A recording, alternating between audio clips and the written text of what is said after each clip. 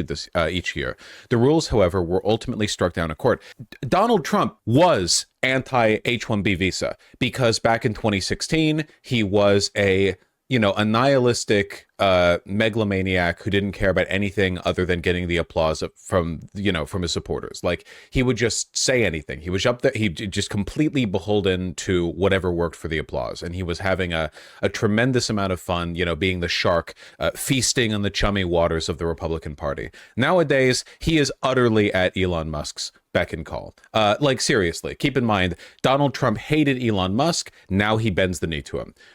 Donald Trump, with any other person in any other set of circumstances, would have ousted Elon long ago for being annoying. Now all Donald Trump can do is joke about how Elon is wearing his welcome thin at Mar-a-Lago, but not actually say anything meaningful about it. They're taking family photos together. It's pathetic. And now he's bent the knee yet again, backed off his previous position, which was critical of H-1B visas, which, to be clear, I don't support Donald Trump's previous position of being critical in H-1B visas. The story here is how utterly cucked he is. Like, Donald Trump had... Okay, genuine question. Have you heard anything from Donald Trump lately? I know he made a post on Christmas. What has he been doing? He is the next president of the United States. I remember 2016. I remember after Hillary Clinton lost. Donald Trump was crowing. He and his supporters were screaming from the rooftops, from the rafters, nonstop up until Inauguration Day. They would not shut up. Why would they? They were going to be president. Now Donald Trump's going to be president again. How much do you hear from him? You don't hear from J.D. Vance at all anymore. J.D. Vance, he's out. Who cares? No one cares. He's done. Okay? Donald Trump, what is he doing? Nothing. He's putting out Truth Social posts antagonizing Justin Trudeau by saying he wants to make Canada the 51st state.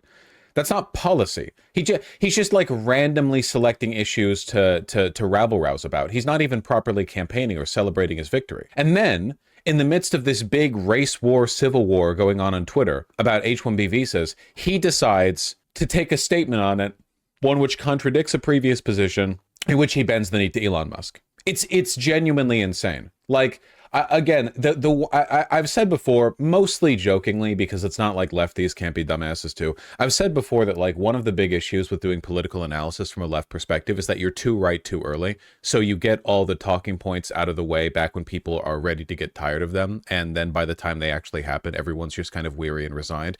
That's what I said about the transgenocide bit, where, like, I was using the term transgenocide, not the only person, mind you, but I was one of the people more loudly using it back when I guess the openly eliminationist intentions of many people on the far right were a little bit more coded, and then they got less coded over time, and now it's just like widely held among a lot of people in the far right, and Trump's incoming administration, that transgenderism must be eradicated from the world, which is fully eliminationist sentiment.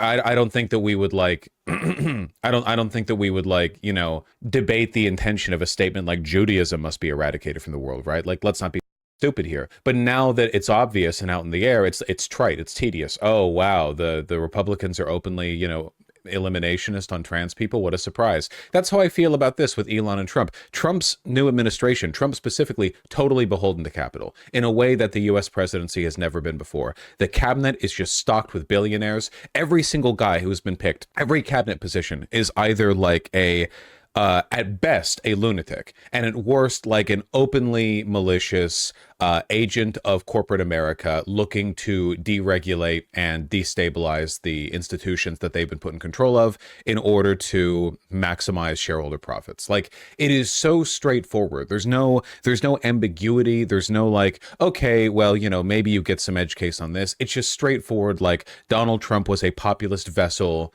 an empty shell being puppeted by the powers that be in order to, well, I guess, increase shareholder profits. Again, it feels trite. I feel trite saying it. This feels very like, I don't know.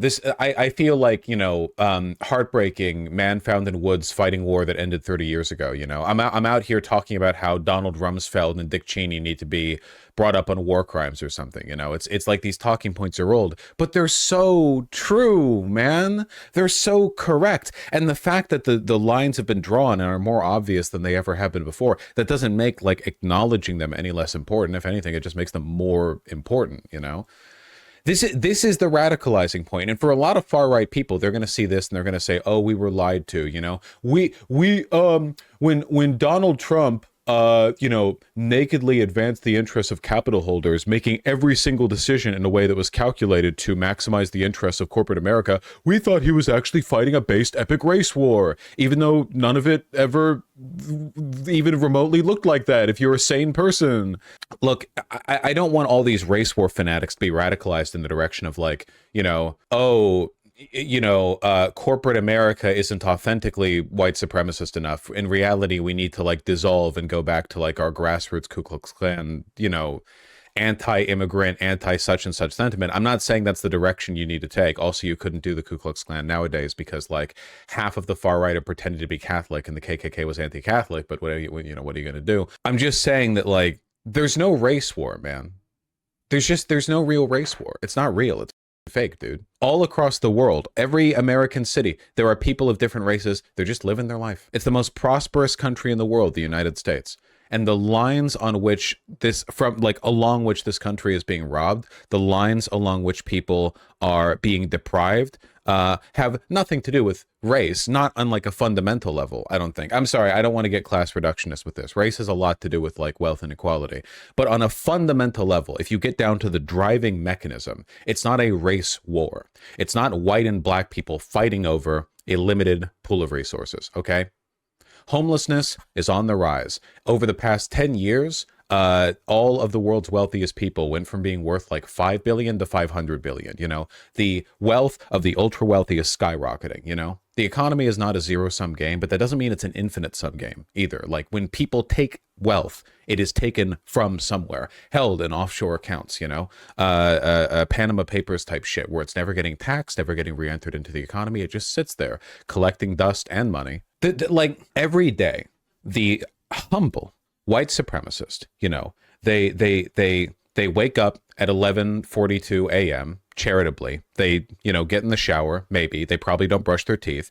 They do their morning goon sesh to like incest, cuckold, race play, whatever the online, or lolly shit or whatever they prefer. And once they're done with all of that, they live they live like so many people, an emaciated, deprived, paltry life in which many of their basic human dignities are strained or broken or removed entirely on account of a society that is being bled dry by the capital class. The capital class, by the way, which is predominantly white. Let's not, play about that here, but it wouldn't matter if they were black. If the capital class was entirely, black or Asian or Hindu or whatever, it wouldn't make a difference, right? Like the mechanisms that are used to deprive, they're present in every country around the world. I feel like I'm talking to the choir. If you watch my videos, you understand. But like even the white supremacist, their day is made worse.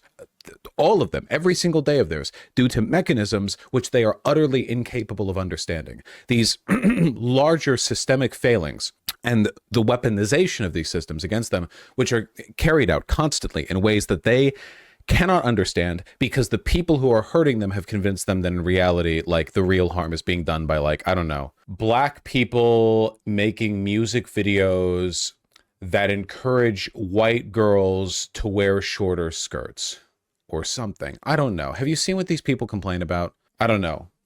Goy biscuits, airline food. I don't know. They're insane. I don't stream for long enough. I all of the like information that I've collected by dispassionately scrolling through my feed, while I'm trying to relax and take a break. It just kind of like it gets entered into the food processor up here, and it just bleeds out in the few moments I spend right next to a microphone. Yeah, you get me. You get me. Look, let the lesson be, okay?